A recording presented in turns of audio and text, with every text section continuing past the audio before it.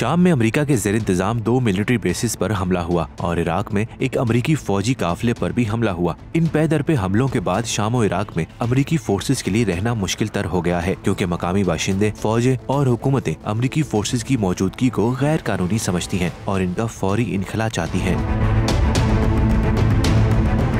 शामी रियासती टीवी का दावा है कि शाम, इराक और उर्दन के बॉर्डर के करीब अल तनफ बेस पर इतवार की शाम को मुतादिद मिसाइल धमाके सुने गए। साबरीन न्यूज और हाशदुल शाबी ने भी इन खबरों की तस्दीक की है। इन हमलों में अमेरिकी फौजियों की कोई हलाकत रिपोर्ट नहीं हुई।